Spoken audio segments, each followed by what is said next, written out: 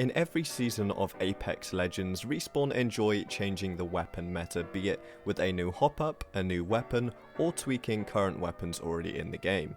In this video, I'm going to be diving into the changes made to weapons in Season 4 and what I believe will be the new meta in Season 4.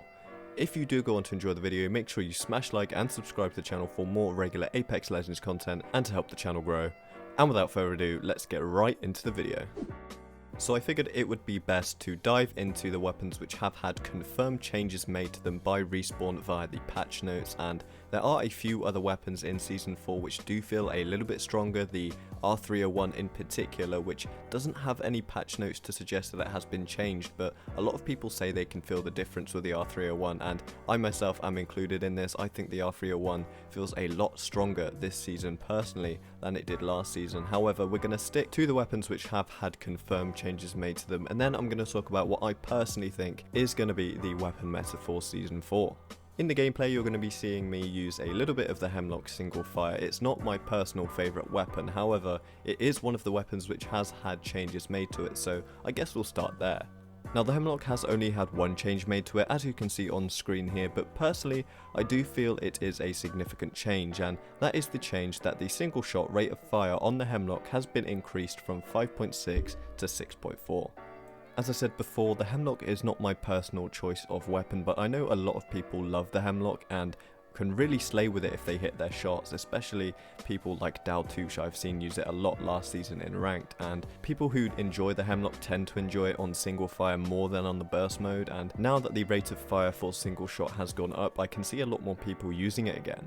That being said, I don't think the Hemlock is going to become the new meta. It is a very strong option, but it does take a large amount of skill to use properly and effectively, and I don't think enough people are going to possess the right amount of skill to use this weapon correctly, and personally I just don't see it filling the gap that, say, an R301 or an R99 or even a G7 fills in most people's inventory. Now, having mentioned the G7, this will be the next weapon I'm going to be speaking about, and I think we were all expecting a lot of changes to this weapon in Season 3 after it was so unbelievably powerful, and some changes have been made to the G7 and I'm going to dissect them for you here. So the first major change that came to the G7 is the fact that it is now classed as an assault rifle and not a sniper rifle, and personally I think this is the right decision. The G7 is certainly used more as an assault rifle at mid to long range than a sniper rifle, which is typically for longer ranges, and although it can compete at long range, personally I never thought it really competed with a longbow or charge rifle at that kind of distance, and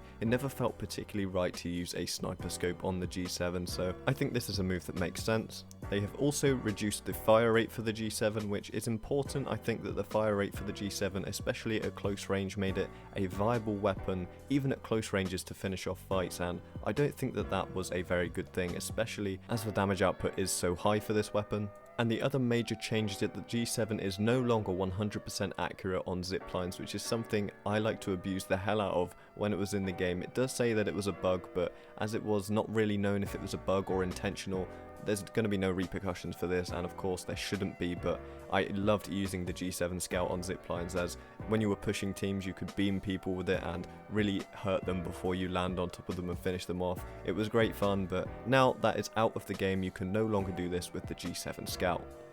Now personally, with how strong the G7 Scout is already, I do think that these patches were a little bit soft and maybe not as strong of a nerf that the G7 needed. However, I don't think it's being used nearly as much as it was last season. I think people know that it has been nerfed, but they don't necessarily know the full details of the nerf. They just know that it feels a little bit different, especially with that lowered fire rate, and you can definitely feel the lowered fire rate on the G7, but I don't think it's enough, and personally I still think this weapon is very, very strong, and maybe even too strong. Only time will tell if this weapon remains in the meta, but I can definitely see it remaining there when people cotton on to the fact that it is still just as strong as it was before and can still decimate teams at mid to long range. So I'm going to say the G7 Scout is definitely still in the meta for Season 4. Now of course we've also had the LStar come out of care packages and the Devotion go into care packages, and Personally, I think this is an amazing swap, definitely one that was much needed. Towards the end of Season 3, I think people are finally starting to realise how strong the Devotion is, especially with a turbocharger, and I think this was a change that was needed before things got really hairy and everyone started running around with Devotions. The LStar is not a gun that I'm going to hang around on too long in terms of talking about the changes to it. It has had a damage reduction and a decrease in the rate of fire, which is to be expected as it is no longer a gold gun. However, it is no longer such a pain to use because now the LStar does not need to reload. The overheating function replaces the reload function, and instead of having both, you only have the overheat function. So if you burst fire the LStar, you do not need to reload at all. And although this is a very fun and at times a very useful weapon to use, especially as it doesn't have to reload anymore, I still personally don't think it's going to be anywhere near the meta with how bright the muzzle flash is and how loud it is, because you can certainly hear people fighting with the LStar from a mile away. And I think third partying is bad enough as it is, and if everyone was running around with LStars, I think the whole game would just consist of everyone third partying each other, as if it doesn't already. But moving on. The last weapon I'm going to talk about is the Prowler. Of course, there were also changes to the R99, the Wingman, and the Havoc, but I don't think these changes necessarily change where these weapons lay in the weapon meta. I think they're going to remain exactly where they are, especially the Wingman, which only had a minor tweak to the ammo capacity. But the reason I want to talk about the Prowler is that it has had an increase in damage by 1, it has gone from 14 to 15, and this being quite significant as it means the Prowler needs 1 less bullet to kill someone, and I'm sure you all know now that that is a huge difference maker on the battlefield, of course. Now when we look at the Prowler, we can see that it has a huge ammo capacity, especially with a purple mag, which it can hold 35 bullets in, and has a similar fire rate to the R99 while dealing 4 more damage points per shot than the R99.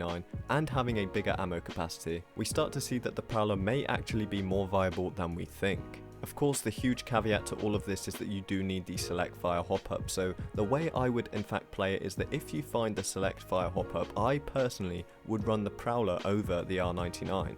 Now don't get me wrong, I absolutely adore the R99, as I'm sure you're all aware from watching my videos. You've seen it in nearly every single gameplay I've ever posted. I love this weapon and I will always use this weapon. However, I do think the Prowler may be a stronger option when you have the select fire. And I think this season, especially with there being a gold Prowler in the game, we're going to be seeing a hell of a lot more of the Prowler being used in pubs and maybe even in ranked. So personally, this is going to be my guess that the Prowler is going to put itself into the new weapon meta of Season 4, and we're going to see how it turns out. We're going to see how my predictions turn out by the end of the season, whether I'm right or wrong, whether or not the Prowler gets disregarded again as it was last season for the majority of this season. But I'd love to see what you guys think in the comments below, whether or not you think any other weapons or any other playstyles are going to find their way in the new meta of Season 4. But that's all I've got for today's video, guys. I hope you have enjoyed. Make sure you smash like and subscribe to the channel. But until next time, guys, it's been your boy Ashton. I'll see you in the next one. Take it easy and goodbye.